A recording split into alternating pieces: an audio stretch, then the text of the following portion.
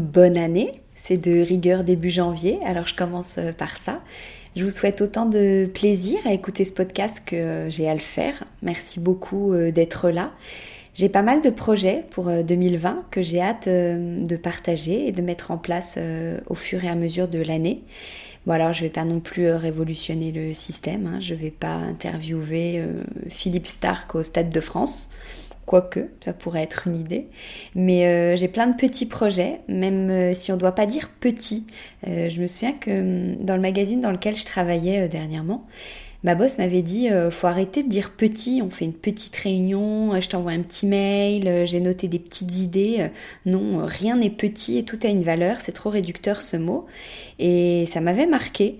Depuis, j'évite ce terme dans le contexte professionnel.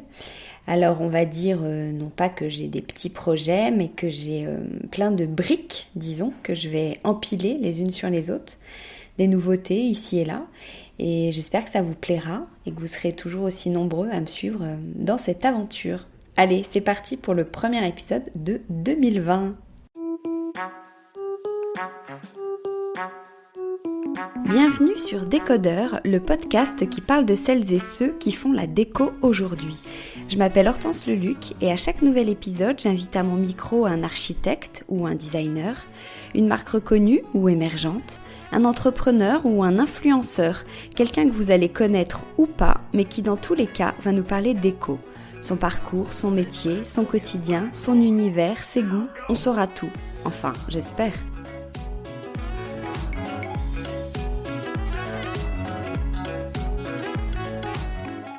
Bonjour à tous, merci beaucoup d'être là pour ce rendez-vous déco. Pour ceux qui écoutent pour la première fois, bienvenue. Surtout, n'oubliez pas de vous abonner à ce podcast pour ne pas rater les prochains épisodes. Il y a exactement 18 ans, j'étais en stage chez Marie-Claire Maison et mon cadeau de départ fut la guirlande lumineuse cubiste Tsetse. Je ne la connaissais pas encore, mais quand j'ai vu la tête des autres journalistes, j'ai compris que j'avais beaucoup de chance. 18 ans plus tard, me voici face à l'une de ses créatrices, Sigolène Prébois, l'une des fondatrices, avec Catherine Lévy, de Tsetse Associés. Cette joyeuse et iconique maison de design français, créée il y a 28 ans et à la bonne humeur contagieuse. Mais derrière la gaieté et la poésie, chaque lampe, vaisselle, objet déco ou autre pièce de mobilier est avant tout fonctionnelle, artisanale et demande beaucoup de travail puisque les Tsetse dessinent, fabriquent et commercialisent. Sigolène a pourtant la gentillesse de me recevoir dans son atelier du 11e arrondissement. Bonjour Sigolène. Bonjour Hortense. Alors, je viens de dire 2-3 fois Tsetse, comme je vais le répéter encore 50 fois, est-ce qu'on est bien d'accord qu'on prononce Tse et Tse ? Tse et Tse associés au féminin pluriel. Ah oui, donc je rajoute associé aussi. Oui. D'où ça vient ce nom Tsetse? Pourquoi ce choix? Quand on a fondé Tsetse avec Catherine Lévy, on était toutes les deux designeuses et on voulait une part égale, donc c'était Madame Tse et Madame Tse qui travaillent ensemble. Ok, alors là on est dans votre atelier qui ressemble à ce que j'imaginais, j'ai vu en bas, là il y a les produits, les fournitures, des tiroirs partout. Aujourd'hui vous vous sentez designer ou créatrice? Est-ce qu'il y a une différence? Designeuse. Designeuse déjà on dit. Oui, ouais. Pour moi. Ouais. Je vois pas tellement la différence. Si, créateur, créatrice, c'est un petit peu prétentieux pour moi et j'ai été formée au design. D'accord. On va en reparler parce que vous produisez en petite quantité, mais est-ce que du coup c'est pas une petite forme d'art aussi? Il y a une différence pour moi qui est l'argent, qui est primordiale. C'est qu'on fait des objets. On a été éduqués par l'ENSI, une école qui disait que le design était populaire et pour tout le monde, et donc l'objet doit être abordable. Et c'est ça qui fait la différence avec l'art. Non, je ne suis pas artiste, je suis designer. Enfin, designeuse. Ouais, designeuse. À quoi vous pensez en tout premier quand vous créez un objet? Au plaisir de l'utiliser. Au plaisir que j'aurai moi à l'utiliser, d'abord. Parce que je ne peux pas imaginer ce que les gens ont en tête. Par contre, je sais que ma propre sincérité, si je suis très contente d'utiliser cet objet, il y aura peut-être d'autres gens qui auront ce même plaisir. Donc c'est la fonctionnalité, même pas forcément la... Le plaisir de l'usage, c'est pas uniquement la fonctionnalité. C'est évidemment la fonctionnalité. Il faut qu'il soit fonctionnel, il faut qu'il soit facile, gentil, aimable, mais aussi amusant. Oui, un vase, par exemple, ça accueille une fleur. D'abord, ça accueille une fleur. D'abord, ça doit mettre en valeur la fleur. C'est pas le vase. Enfin, ça dépend. Il y a des gens qui font des vases très beaux, qui sont des vases vides. Moi, je fais des vases, quand ils sont vides, ils sont dans un placard. Et quand ils sont pleins, c'est la fleur qu'on voit et le vase, on l'oublie. Alors, quel est le procédé créatif? J'aimerais bien qu'on déroule ça ensemble. Comment naît un objet? Qu'est-ce qui vous donne envie d'abord de vous dire, tiens, on va créer cet objet ou ce meuble? C'est un manque. D'abord, je ressens un manque. J'ai vraiment comme un trou dans ma vie. Il y a un truc qui manque et j'ai envie de le faire. Et après, je tourne autour en cherchant comment je vais le faire. Ensuite, j'ai une idée un petit peu vague de la fonction de l'objet, de ce qu'il me faudrait, de peut-être des matériaux, mais il n'est pas encore complètement défini, parce que c'est en travaillant avec les fabricants que je contacte, j'essaye de le rendre réaliste. Parce que je ne peux pas faire juste un dessin pour un éditeur en disant ça sera comme ça. C'est trop irréaliste. Il faut que je parle au fabricant, il faut que je sache comment il sera fabriqué, il faut que tout ça ait un sens, tout ça soit raisonnable. Vous le dessinez pas tout de suite, en fait? Je le dessine pas jusqu'au bout. Enfin, je veux dire, c'est une esquisse. Et après, il y a plein de compromis à faire avec le mode de fabrication. Alors, comme quoi, par exemple? Il y a très longtemps, on avait dessiné un meuble qui s'appelait l'épouvantail. C'était un mât d'appartement qui se fixait entre le sol et le plafond et sur lequel se fichaient toutes sortes de fonctions. Réceptacle, lampe, étagère. Et pour figer ces choses, on avait pensé d'abord à un pas de vis dans une tige. Or, un pas de vis dans une tige, c'est pas mal de boulot. Enfin, je veux dire, c'est toujours pareil, on essaye de limiter, que le travail soit le plus simple possible, le plus efficace, comme tirer à l'arc.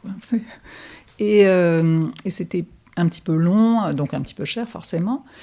Et puis, on est allé boire un coup à une terrasse de café, ça devait être le printemps. Il y avait un agitateur en métal dont le bout était écrasé. Donc c'est une tige de métal ronde et le bout écrasé plat. Et ça ressemblait à une petite pâte de Djeko. On voyait la matière qui avait fusé. C'était magnifique. Mais un truc tout simple et d'une simplicité évidente. On a volé l'agitateur. On est allé voir notre taulier. On lui a montré. Et il a dit « Oh, mais j'osais pas vous proposer un truc pareil. C'est trop moche. » Bien sûr, c'est ce qu'on fait sur les pédales d'accélérateur et de frein des automobiles. Et nous, le fait que la matière bouge et donne un mouvement légèrement naturel, on trouvait ça sublime. Voilà, et ça nous a bien aidés. Enfin, c'est un exemple un peu long. D'accord, mais... oui, non, c'est bien. Donc, pour la fabrication, est-ce que vous avez toujours les mêmes fournisseurs avec qui vous travaillez? Comment ça se passe? Non, hélas, le tissu industriel s'est super appauvri. Il faut dire que moi, ça fait 30 ans que je travaille, donc ça fait un moment. Et les industriels, les petits industriels, c'est des petites PME, c'est pas grand-chose, qui travaillaient avec nous, souvent, c'était des vieux ou des femmes. Alors, des vieux, parce que la rentabilité de leur entreprise était déjà assurée. Donc, ils avaient le temps de se consacrer à notre projet, qui était forcément un projet pas rentable, parce qu'on commande en petite quantité. Et pour faire fabriquer quelque chose, il faut y penser, il faut réfléchir, tout ça prend du temps. Or, aujourd'hui, les entreprises sont complètement en bord, elles suffoquent en bord de rentabilité, donc elles n'ont pas le temps de s'occuper de penser comment ils vont fabriquer notre projet. Et en fait, il faut tirer les vers du nez des fabricants pour savoir comment ils fabriquent, parce qu'ils ne pensent pas à nous le dire, d'abord parce qu'on est des filles, alors ils se disent « Oh là là, elles vont rien comprendre », mais même, c'est un peu leur petite cuisine, leur secret, alors qu'il faut aller voir comment fonctionne leur machine pour avoir des bonnes idées, pour simplifier la fabrication. De quoi? Ils veulent pas partager leur savoir-faire? Ils ne pensent pas ils ne sont pas vraiment au courant que leur savoir-faire est particulier et personnel, que chaque usine fabrique d'une certaine façon et qu'il y a 1000 façons d'arriver au même résultat. Mais donc, on a besoin de bien connaître leur processus pour l'imaginer au plus efficace. Donc, comment vous les trouvez, les nouveaux, on dit fournisseurs ou sont les fabricants. Artisans? Fabricants, ouais. Fabricants, on les cherche... je ne sais plus comment on les trouve. Avant Internet, il y avait un annuaire qui s'appelait le Compass, qui était un énorme annuaire professionnel absolument formidable de toutes les entreprises en France et en Europe. Et donc, on les consultait, on leur envoyait des fax, hein, et la plupart du temps, ils étaient trop gros pour nous, justement, comme ils étaient dans ces annuaires. Ils nous disaient, nous, on travaille pour Thomson ou pour la SNCF, très bien. Mais ils avaient des sous-traitants dans leur région, juste à côté, qui, eux, étaient plus petits. Et s'ils étaient gentils, ils nous renvoyaient sur leurs sous-traitants. Aujourd'hui, c'est de plus en plus difficile, mais bon, oui, voilà, on farfouille Internet jusqu'aux confins. Et pourquoi, quand vous en avez gardé un, vous le gardez pas pour... Il a pas forcément... Si, on les garde, mais comme je disais qu'ils étaient vieux, il y en a un certain nombre qui sont morts. Et vous fabriquez aussi ? Nous, on assemble, on monte, on fait des petites fabrications. Oui, pour les lampes, aujourd'hui, beaucoup de choses sont faites ici. Oui. C'est-à-dire qu'on commande chaque partie à un fabricant dont c'est la spécificité. Donc le fabricant de bois moulé fait uniquement du bois moulé. Il ne va pas faire de vernis et de teinture. Ça, on le fait chez nous. Le fabricant de porcelaine fait de la porcelaine. Le taulier fabrique du métal, etc. etc. Et du coup, vous proposez des modèles qui sont un peu décalés, inhabituels. Est-ce que c'est pas ça aussi qui peut faire peur aux artisans ? Si, ça les a toujours beaucoup angoissés, le fait, l'irrégularité et le fait qu'on dise, mais laissez un petit peu la matière faire son travail. Là, ça les angoisse au plus haut point, parce qu'il n'y a plus de limite. Où est le parfait de l'imparfait ? Et ça, ça fait peur à beaucoup de gens. C'est forcément un rapport avec la mort, mais... Ouais. Oui, mais c'est un peu... je me dis, moi, vous êtes le client, vous le payez, l'artisan, il est censé faire ce que vous lui demandez sans se poser de questions. Mais là, sur ce sujet, j'ai quand même un certain nombre d'anecdotes qui sont tordantes. C'est qu'on a envoyé des dessins légèrement irréguliers, qui étaient travaillés, mais comme un dessin japonais, c'est-à-dire qu'on le fait 50 fois pour trouver le bon dessin qui nous semble parfait à nos yeux. Et là, le fabricant se dit « Oh, les pauvres petites, elles ne savent pas dessiner, elles ne doivent pas avoir de compas. » Et il nous fait le truc tout rond. Et c'est une catastrophe, et il faut recommencer. Et est-ce que c'est le fait que vous cherchiez peut-être à travailler avec des artisans français ? Pourquoi à ce compte-là ne pas aller peut-être un peu plus loin, au-delà des frontières ? C'est une volonté, vous, de rester On aimerait bien avoir cette volonté complète, mais c'est pas vrai. On travaille en Europe. On a toujours essayé de travailler au plus près. D'abord à nos débuts parce qu'on était à vélo. Donc il fallait qu'on trouve les gens dans Paris. À l'époque, il y en avait encore un peu, en banlieue. Et puis après, évidemment, on s'est éloigné. Mais... Il y a un moment, on a fait fabriquer quelques trucs en Chine au début, où on pouvait encore fabriquer en petite quantité en Chine. Aujourd'hui, on n'a pas envie politiquement de fabriquer en Chine. Il n'est pas question de faire les trucs par des esclaves ou par des lutins.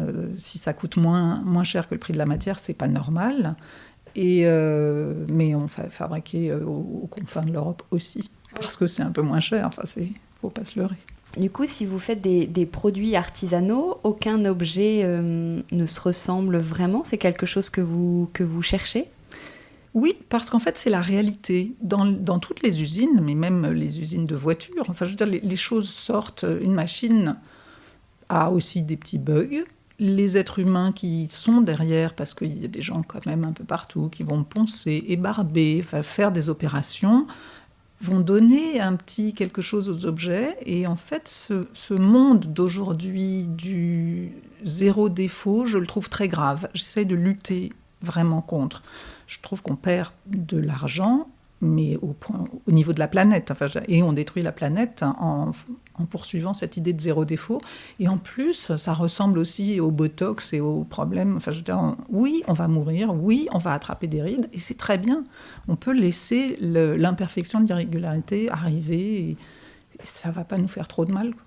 Un certain nombre de gens qui, par exemple, utilisent notre vaisselle, j'adore comme ils se l'approprient complètement et ils me parlent ils disent « ma tasse ». Et je sens une relation intime comme ça avec leur tasse au petit déjeuner parce qu'ils la tiennent dans leurs mains et qu'elle se love dans leurs mains et que c'est comme mon conte préféré de Boucle d'Or et les Trois Ours, quoi. Il y a un moment, on trouve le truc qui est juste, qui est adapté à soi et qui n'est pas universel. Enfin, on n'a pas tous le même gabarit, on n'a pas tous les mêmes envies.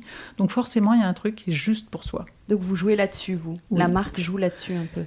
Oui, j'aime pas trop le mot de jouer parce que Non. c'est vraiment, non mais c'est vraiment, c'est l'essence oui, voilà, de l'essence. notre, C'est l'ADN de Tsetse. même ouais. Et je crois que vous fabriquez vraiment en petite série. Vous faites jamais plus de 1000 pièces par an, c'est ça?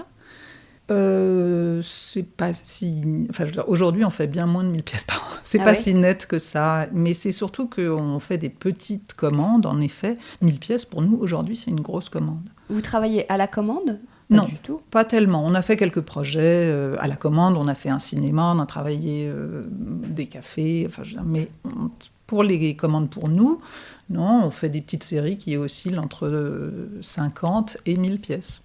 Alors, j'en reviens à mon procédé créatif. Qu'est-ce qui vous inspire au quotidien? Je vous demandais pourquoi vous allez vous tourner vers tel ou tel objet, mais aussi dans l'absolu. Donc, il y avait le manque, mais il y a aussi ce qui m'inspire le plus. J'ai l'extrême chance de traverser un petit marché aux puces tous les matins. Et en fait, j'aime énormément les objets réparés. Les objets réparés par les non-professionnels, enfin, je veux dire, les gens dans leur garage qui font soit réparer, soit adapter à leur usage. Je trouve ça tellement poétique dans cette trivialité de l'usage. Enfin, j'ai acheté récemment une petite boîte en métal avec un œillet sur le dessus qui était pour faire un dévidoir à pelote de ficelle. Mais c'était extrêmement joli et gentil. Il y avait une attention dedans. J'aime ça. Alors, pour la commercialisation, comment ça s'est passé au début et par rapport à aujourd'hui? Je crois que vous êtes vraiment dans tous les points de vente un peu déco, design référents dans les boutiques importantes. Vous êtes vendu dans le monde entier. Vous choisissez vos points de vente ou vous allez un peu partout? Comment ça se passe, ça? Ça a été le point de départ. On a complètement choisi où on avait envie d'être. Quand on a commencé et qu'on a fait le vase d'avril, on ne voulait surtout pas qu'il aille dans une boutique de design qui était très éclairée, très brillante et sans fleurs. Et donc, on est allé voir le fleuriste unique à cette époque, créatif, qui s'appelait Christian Tortu, et qui était une boutique sublime. Et on a eu un rendez-vous, on lui a montré le vase, et lui, qui n'était pas un homme d'affaires, nous a dit « Mais combien vous en avez ?» On venait de faire fabriquer 50 vases. Il a dit « Je les prends tous ». Et là, on s'est dit « Waouh, le futur s'annonce resplendissant ». Mais la boutique d'après, c'était la boutique des musées. Et après nous avoir caressé dans le sens du poil en nous disant qu'ils n'avaient jamais vu un vase aussi extraordinaire, que c'était génial, ils nous ont dit « J'en prends 2 en dépôt ». On a compris que la vie serait pas si simple. C'est ça, c'est jamais acquis avec un point de vente, en fait. Non, et après, pour répondre à votre question, en fait, on a choisi dans chaque ville un point de vente qui nous semblait le plus beau, et on a essayé de le limiter comme ça, parce qu'après, il faut respecter un peu, s'il y a une boutique dans une ville, ça suffit. Enfin, peut-être pas Paris et New York et Tokyo, mais Nantes, il vaut mieux qu'il n'y en ait qu'une. Justement, au bout de quelques années, vous avez ouvert votre propre boutique, qui est rue Saint-Roch, en plein cœur de Paris. Là, l'atelier, il est dans le 11e. Pourquoi ce quartier et pourquoi une boutique? En fait, vous aviez l'e-shop, vous aviez des points de vente importants. Une boutique, c'est bien pour montrer toute la collection, même les choses qui se vendent à 2 exemplaires par an, ce qui existe évidemment. Mais bon, après, c'est pas forcément exactement ce dont on avait envie. Parce que comme on produit à un rythme relativement lent, enfin, en création, je veux dire, et que on n'aime pas renouveler, c'est pas notre objectif de faire des objets à la mode qui changeront toutes les saisons. Donc tenir une boutique, c'est difficile parce qu'elle est un peu toujours pareille, elle est immuable. Mais c'est pas grave, c'est comme ça qu'on deviendra des dinosaures classiques. Il n'y a pas de collection chez vous. Non. Vous créez des produits au fil de votre inspiration? Oui, certains disparaissent parce qu'ils deviennent obsolètes, mais pas beaucoup, et d'autres continuent. Beaucoup ont plus de 25 ans. Après, il y a des petits changements. Ensuite, il peut y avoir c'est un peu une nouveauté. On a fait une collection de motifs sur l'or et le platine, sur la vaisselle, mais c'est pas principal. Alors, le vase d'avril a été sélectionné dans la collection de design permanente du Centre Pompidou. C'est quand même fabuleux. Comment ça s'est passé? Comment vous avez pris la nouvelle? Avec une grande joie. On n'était pas morte. On avait déjà un objet au musée. C'était formidable. Ça, en plus, Beaubourg, c'est quand même un des musées qu'on affectionne le plus. Et ça semble horriblement prétentieux, mais c'est vrai que le Vase d'Avril nous paraît avoir toutes les raisons d'être au musée. Après, il y a aussi le musée des arts décoratifs, qui, beaucoup de nos objets sont déjà dans les collections de musées, mais ils sortiront plus tard. Et est-ce que ça soutient des ventes ou pas? Ou c'est pour une histoire de... c'est juste une histoire d'ego, ça nous fait plaisir. Non, mais juste une chose. Il y a pas longtemps, il y a eu l'agence française, en fait, pour le design, qui a dit la France est un pays connu pour le design, pour le Concorde, les stylos Bic et les vases tsetse. Voilà, donc ça, c'était aussi... on était carrément fiers d'être avec le Concorde et les stylos Bic. Ouais, vous pouvez... Le Vase d'Avril, on vous en parle tout le temps. Là, ça fait déjà 3 fois qu'on en parle. Vous n'êtes pas blasé? Vous n'en avez pas marre? Pas du tout. Et on l'a toujours chez nous, toutes les deux, en permanence, avec des fleurs dedans. Et on a toujours le même plaisir à s'en servir. Alors là, on parlait de commercialisation. Malgré tout ça, nous, on s'était rencontrés à Maison et Objets. Vous continuez à aller à Maison et Objets. Pourquoi vous faites ce salon? On fait ce salon parce qu'on est censé y rencontrer des nouvelles boutiques. Mais le monde change. Je ne sais pas si les nouvelles boutiques sont des choses qui existent ou si ça ressemble au Dahu maintenant. C'est-à-dire, ça n'existe pas, c'est un mythe. Non, mais le monde Internet prend le dessus, les boutiques disparaissent. Donc on fait le salon, en tout cas, pour montrer nos objets aux gens qui ne les connaîtraient pas. Et ça vous embête d'être vendu en ligne? Non, mais c'est quand même plus sympa de toucher et voir les objets. Alors, c'est vous qui faites tout ça ou vous avez une équipe? On est une toute petite équipe. En fait, Vous êtes combien? On est 4 pour tout faire. Donc ça veut dire qu'il faut être polyvalent. À chaque moment, on peut descendre, faire un colis. On est un peu en sous-effectif on les fait fabriquer, on cherche des fabricants.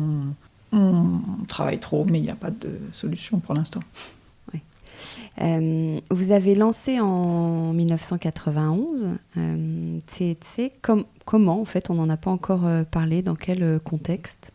Catherine et moi, on est sortis de cette école de design en 1989 et on était pleines de bonnes idées, mais on n'avait pas du tout envie de se faire embaucher pour faire des plans d'objets. Parce qu'à l'époque, si on commençait, il y avait à peine des ordinateurs. Donc si on commençait à travailler, c'était surtout pour faire des plans. Et on n'était pas très doués et on n'en avait surtout pas du tout envie. Donc non, quand nous étions à l'école, nous avons eu un grand succès avec des bijoux en caoutchouc qui s'appelaient Braguettes Magiques, qu'on avait produits nous-mêmes sous nos tables pendant les heures de pause. Enfin, l'école Saint-Sabin était ouverte jour et nuit, donc il n'y avait pas d'heure de pause. Et on a vendu ces bijoux et ensuite un éditeur les a pris et les a fabriqués en milliers d'exemplaires. C'est la maison Pylône qui a fondé toute sa boîte sur ces bijoux en caoutchouc.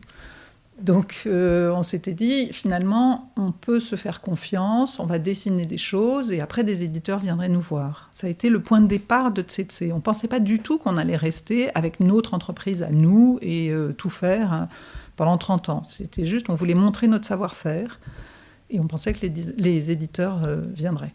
Non, ils ne sont pas venus. Non, ils ne sont pas venus. En fait, vous racontez sur votre site, je lisais hier soir, tous vos débuts. Vous racontez un peu le côté, c'est très joyeux, mais quand même le côté galère, comme quoi quand on démarre, ça met du temps et ça ne se passe pas tout de suite comme on veut. Vous aviez besoin de raconter cette vérité, en fait? Ah oui, on adore. On a même fait une petite bande dessinée qui raconte ça et qui raconte vraiment toutes les galères atroces, que ce soit les copies, les gens qui mettent du temps, je vous disais, les gens qui vous disent c'est formidable et qui prennent 2 trucs et qui le payent 1 an après.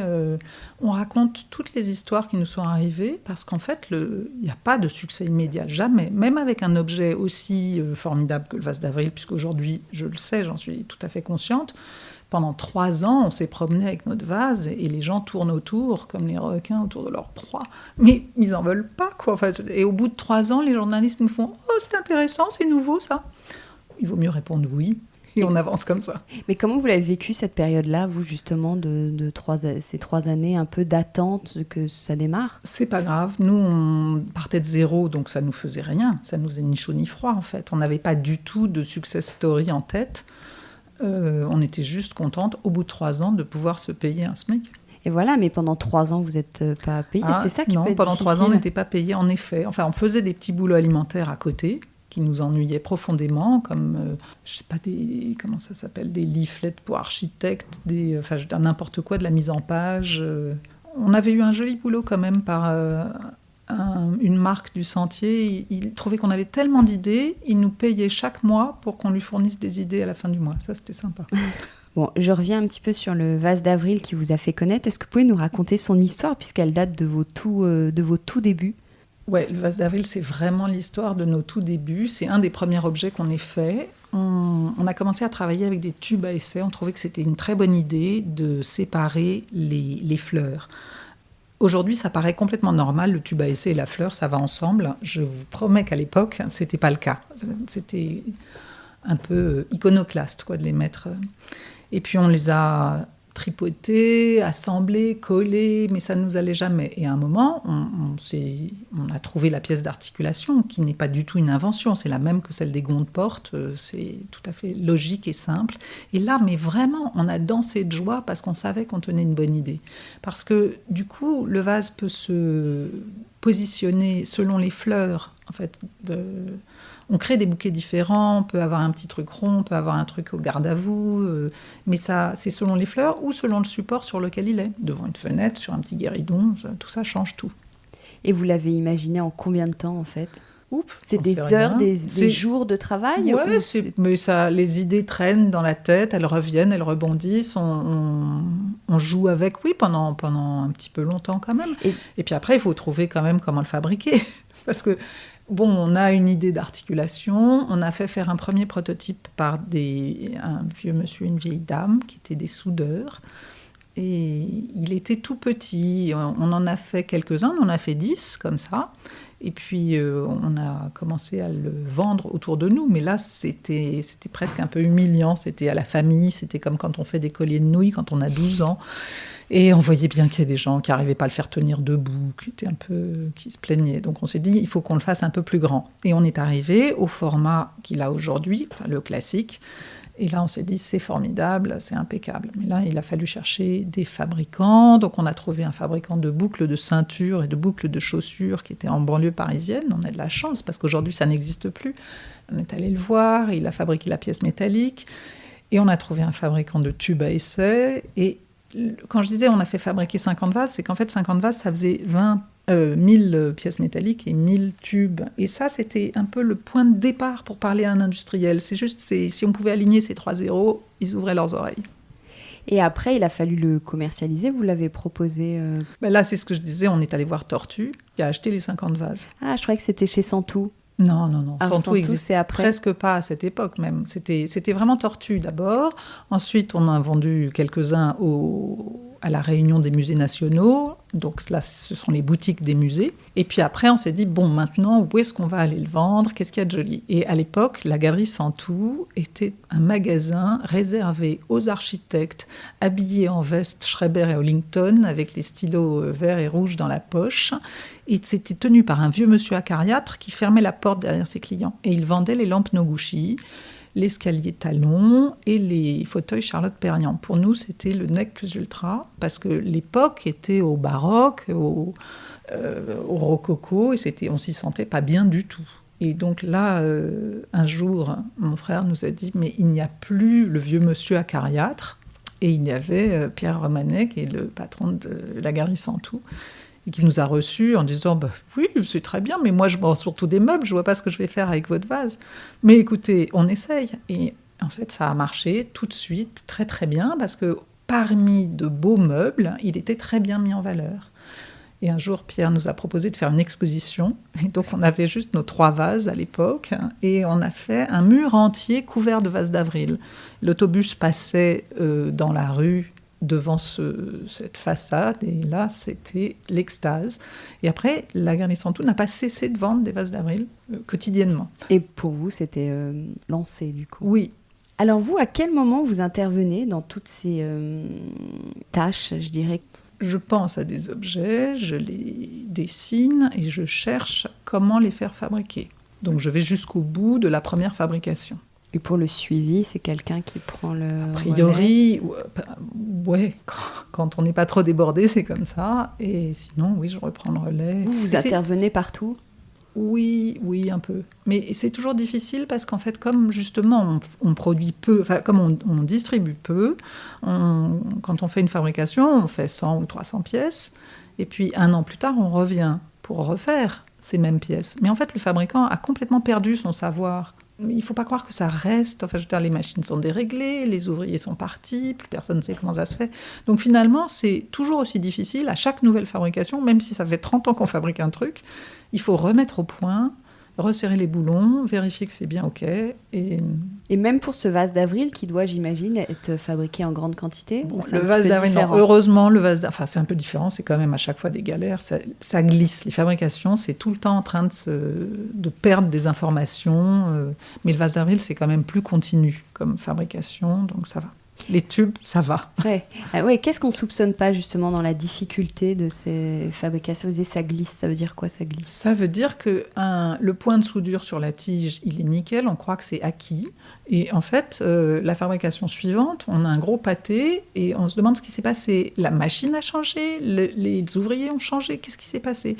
Et comme je vous disais, les fabricants n'ont pas très très envie qu'on soit vraiment derrière leur dos.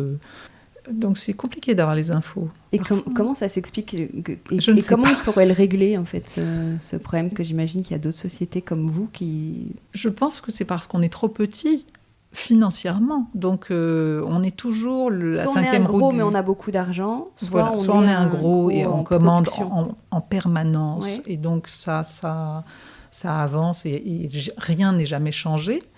Ou alors on est petit et on est fait le vendredi soir. J'ai toujours l'impression qu'on est fait au dernier moment et un peu par-dessus la jambe. Et c'est dur pour vous ça ? Très, parce qu'on a l'impression que parfois les choses sont acquises. On se dit, bon, ça va, on ne va pas passer du temps encore et de l'énergie à régler la fabrication de la pièce du vase d'avril. Et à nouveau, il faut le régler. Et on ne peut pas changer les choses ? De moins en moins, parce que les sociétés devenant toutes de plus en plus grosses et... On est dans une société où les choses deviennent monoculture, monofabrication. Donc nous et nos petits machins bizarres, non, ça ne leur plaît pas. C'est une volonté de rester indépendante comme ça ? Oui, ça, indépendante. Après, on y a pris goût. Enfin, au début, je vous disais, on attendait les éditeurs. Ils ne sont jamais venus. Et d'un seul coup, on s'est trouvé sur une petite coquille de noix, mais seule maîtresse à bord. Et ça, c'est carrément bien. Finalement, donc, vous ne changeriez plus ça ? Non, et je le referais. Si c'était à refaire, je sais que c'est la galère. On pensait, quand on a commencé, on travaillait beaucoup. On pensait qu'en vieillissant, on travaillerait un peu moins. En fait, on travaille encore plus. C'est encore plus difficile qu'à nos débuts, mais je le referais comme ça. Est-ce qu'il y a un produit que vous préférez parmi tous ceux que vous avez créés ? Non, il y en a plein. Il y en a plein, le vase d'avril, la guirlande cubiste dont vous avez parlé. La lumière, on travaille énormément la lumière. J'aime vraiment ça, je trouve que ça a du sens dans une maison. Le problème de s'éclairer est résolu pour tout le monde, mais se faire plaisir avec de la lumière, il est très important. Ça va changer notre humeur. Enfin, si on a une maison bien éclairée, si on a un néon au plafond, ça ne va pas aller très vite. Donc pour nous, c'est important d'avoir plein de belles lumières. Vous avez collaboré aussi pour d'autres marques, aussi en tant que décoratrice ou des scénographies. Vous ne le faites plus du tout ? C'est pas qu'on soit contre, mais ce genre de choses, ça marche avec la presse. C'est quand on était les chouchoutes de la presse, et donc très à la mode. Les sociétés avaient l'idée tout à fait originale de nous contacter, mais maintenant, ils nous ont un peu oubliés.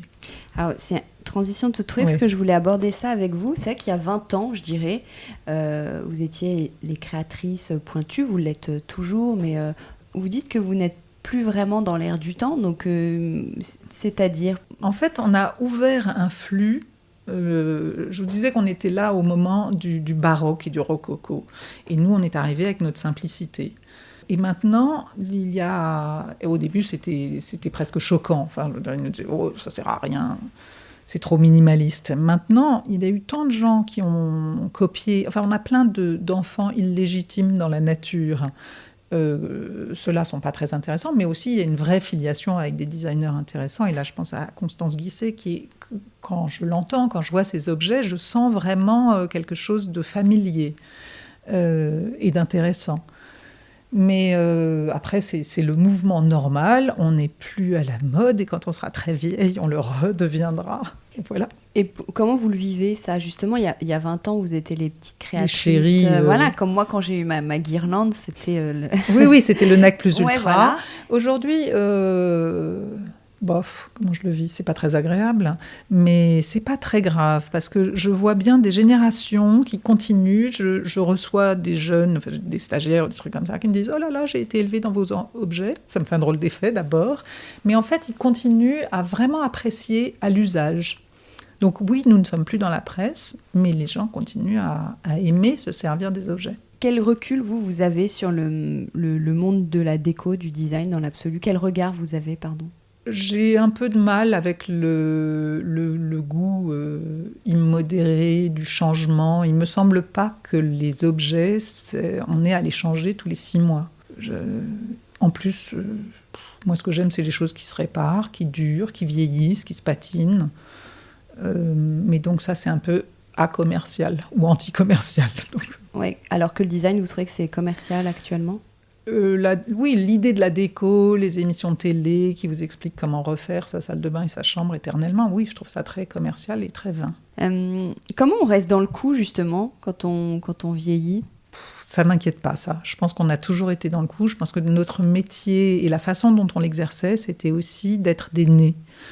Dans le sens sentir l'air du temps, sentir les besoins des gens. Et aujourd'hui, la réalité, c'est que je sens le besoin de moins consommer, d'être nettement plus écolo, de se satisfaire de moins d'objets. On a beaucoup trop d'objets chez nous et on a envie de prendre les essentiels. Vous-même, dans votre métier, vous sentez ça? Exactement. J'ai plus les mêmes envies de dessiner, de faire autant d'objets que je pouvais en avoir envie à 20 ans. Aujourd'hui, j'ai beaucoup plus de réflexion sur vraiment, c'est sûr, comment va-t-il vieillir, est-ce que j'en ai vraiment besoin? Et du coup, j'en fais quelques-uns. En 2013, j'ai lu que vous avez été sélectionnée dans le dictionnaire des femmes créatrices, un truc qui est soutenu par l'UNESCO, qui recense la création des femmes à travers le monde et l'histoire. Vous, aujourd'hui, vous êtes chef d'entreprise, vous êtes un duo. Est-ce que c'est un sujet pour vous? Le féminisme, ouais, bien sûr. D'être femme chef d'entreprise? Ah, chef d'entreprise, je ne sais pas, mais d'être femme sélectionnée, oui, ça, c'est important. On se rend compte à quel point c'est difficile, à tous les niveaux. Donc oui, être sélectionnée comme femme qui a fait quelque chose. C'est un sujet pour vous au quotidien? Vous parliez tout à l'heure, juste une petite phrase en disant les artisans, des femmes face à elles, et du coup c'est un peu différent. C'est-à-dire? Il nous est arrivé un jour une anecdote qui nous a fait beaucoup rire. On était 4 femmes dans notre atelier et un coursier est arrivé et il a ouvert la porte et il a regardé et il a dit « il n'y a personne ici ». Je trouve ça extrêmement symptomatique. Et oui, c'est primordial, en fait, d'être féministe. Et je pense que tous nos objets le sont. Mais en 2020, c'est pas existé en 2020, cette anecdote. C'est exactement pareil. Non, aujourd'hui encore? Oui, aujourd'hui encore. Et aujourd'hui, avec tout un tas de trucs retors, oui. Je vois sur mes jeunes stagiaires, je veux dire, les garçons ont une confiance immodérée en eux, les filles, pas du tout. Et je ne sais pas quoi faire parce que je n'ai pas envie de saper la confiance des garçons, mais j'aimerais bien que les filles en aient un peu plus. Et puis en même temps, les garçons m'ennuient un peu avec leur confiance immodérée. Est-ce qu'à 2, vous vous sentiez plus forte par rapport à ça, justement? Oui, être 2, c'est très utile. C'est comme un moteur à 2 temps, en fait. Quand l'une y croit, quand l'une, en fait, faillit un petit peu et commence à douter, l'autre y croit et pousse l'autre. Vous semblez être très audacieuse, enfin c'est pas vous semblez, c'est vous êtes dans vos créations où vous affranchissez un peu des codes, il y a beaucoup d'humour dans vos créations. Est-ce que dans la vie personnelle vous l'êtes aussi ou au contraire c'est une manière de s'exprimer? Non, dans la vie personnelle nous le sommes totalement. Ça m'a toujours semblé logique d'être affranchie des codes, des règles de vie. Je n'ai pas envie de m'y plier. J'ai choisi cette vie justement pour la façonner comme je le voulais. Et ça, c'est très important. Et je ne me sens pas forcément très très bien dans cette époque qui est très bourgeoise et C'est-à-dire rétrograde. Je sais pas, j'étais au cinéma il n'y a pas longtemps, il n'y avait que des pubs pour des grandes marques, pour 5 grandes marques de je ne sais pas quoi, de luxe. Mais vraiment, quand j'étais jeune, je me serais coupé la main plutôt que d'avoir un objet de ce type. Non, tous les codes de... C'est pour ça même que le mot décoration, c'est pas tout à fait un mot que j'affectionne, parce que je trouve que c'est très classique. J'ai pas envie de ça. Non, je parle de design. C'est pour ça qu'au tout début, même, je vous parlais de créateur. Oui, qui est encore mais plus en large effet, et mais encore d'ailleurs, plus fou un peu. Dans notre univers mental, là, Catherine et moi, on était à une époque où c'était bourré de créateurs. La mode, Paris était plein de créateurs. Aujourd'hui, les jeunes ne savent même plus ce que c'est un créateur. Ça n'existe plus. Il n'y a plus que quelques marques. Mais ce que je vous disais sur la monoculture, ça c'est un peu ennuyeux. Et pourquoi ça se perd, à votre avis ? Ça va revenir parce qu'il y a des jeunes, parce qu'il y a toujours des jeunes qui ont le feu sacré, l'envie de créer des choses. Mais ça se perd parce qu'on est dans un monde qui est régi par l'argent, par le super capitalisme, et que du coup, on simplifie. Et par l'image aussi, un peu l'image qu'on renvoie, on ose moins aller un peu plus loin, du peur d'être jugé. En ce moment, vraiment. Mais bon, j'espère que tous les jeunes gens qui arrivent vont s'en affranchir. Est-ce qu'il y a plein d'objets de chez vous, Tsetse, chez vous ? Ça, c'est très pas drôle, forcément. parce que j'ai beaucoup d'objets, parce que c'est quand même si je les ai créés parce que j'en avais envie. Mais parfois, je vois des gens qui veulent me faire un compliment et qui me disent « j'ai toute la collection ». Et en fait, je le prends très mal, parce que même moi, je n'ai pas toute la collection. Et je sais que c'est une façon de ne pas regarder, pas voir juste les pièces un petit peu plus rares, mais de dire « j'ai un vase d'avril, j'ai 3 gobelets et 2 assiettes ». Et une guirlande cubiste. Et donc vous avez ça ? J'ai ça, mais j'ai aussi d'autres choses, oui. C'est comment, juste chez vous ? C'est quel style ? Ça ressemble à quoi, votre univers ? Beaucoup de choses viennent de la poubelle. J'ai toujours trouvé tous mes trucs de designer dans la rue. Je travaille ici sur un petit bureau Paulin, le CM 141, que j'ai trouvé dans la rue. Oui, il y a eu une époque bénie, où les Parisiens jetaient toutes les pièces de design de leurs parents.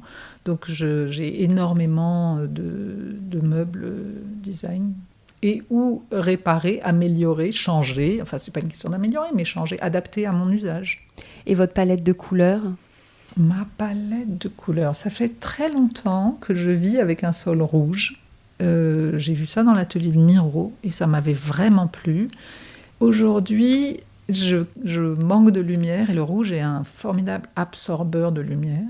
Je ne sais pas si vous saviez, mais dans les films noirs et blancs de Chaplin, pour tourner en noir et blanc, pour avoir des noirs profonds, on mettait du rouge.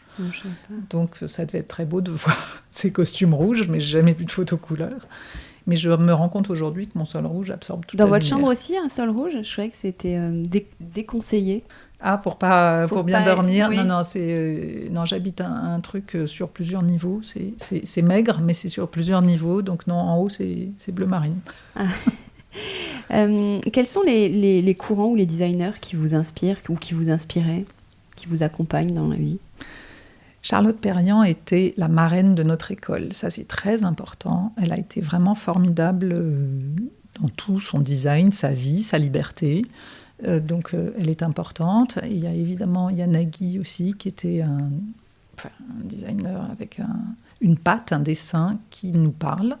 D'ailleurs, notre succès au Japon est aussi parce qu'il y a quelque chose de commun avec le sens japonais de l'esthétique et de la finition de quelque chose. Et puis, il y a un designer que j'adore, dont on parle moins, c'est Ingo Maurer. Enfin, je veux dire, parce qu'il est comme nous, il est fabricant. Enfin, il est comme nous, c'est nous qui sommes comme lui. Mais il est designer et fabricant de son propre travail. Après, il y en a plein d'autres.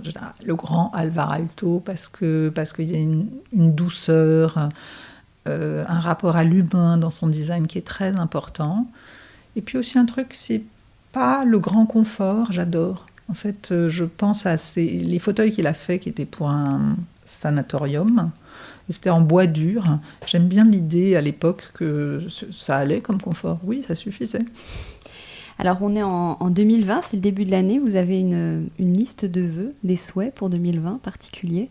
Oui, bien sûr. J'ai une liste de vœux très écologique. J'aimerais que on arrive à faire des objets en toute conscience, bien fabriqués, qu'on puisse les conserver, les réparer, et qu'on n'ait pas un poids sur la conscience, justement, quand on les utilise. Alors parfait, donc on va terminer avec les questions à What Mill. Je ne sais pas si vous les connaissez, c'est des questions petit prix, sont là des questions à 9 €, le prix de 10 tapettes à mouches. Vous allez voir le niveau des questions. Qu'est-ce que vous pensez des touristes en bateau-mouche ? Parce que, bon, mouche comme la voilà, mouche comme nous. Hein, évidemment. Qu'est-ce que vous pensez des touristes en bateau-mouche pour visiter Paris ?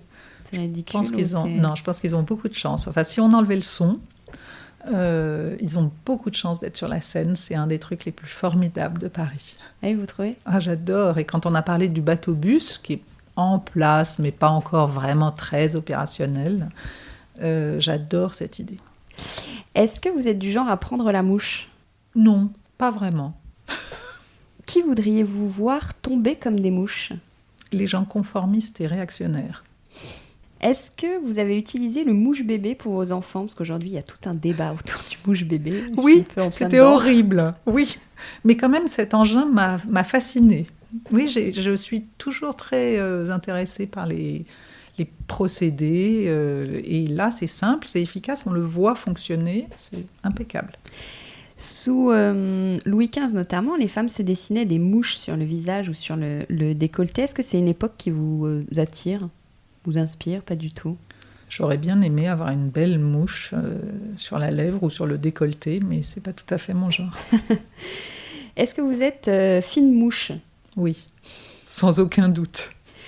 Et est-ce dans votre caractère de moucher les gens ? Oh non, non. Pas vraiment. Pas vraiment, non, je pense lentement, je réfléchis, ça me viendrait très longtemps après, et puis de toute façon je me dirais mais non, ça va trop lui faire du mal. Super, merci beaucoup Sigolène. Merci à vous, au revoir. Décodeur, c'est terminé pour aujourd'hui. Merci beaucoup d'avoir écouté en entier. Si vous avez aimé, n'oubliez surtout pas de vous abonner à cette émission pour ne pas rater les prochains épisodes. Bien sûr, vous pouvez aussi le partager sur Facebook, Twitter, LinkedIn ou en story Instagram par exemple. Ça permet de le faire connaître à vos proches. Je suis Hortense Leluc et vous pouvez me retrouver sous le pseudo Hortense Déco ou via le compte Décodeur Podcast sur Instagram.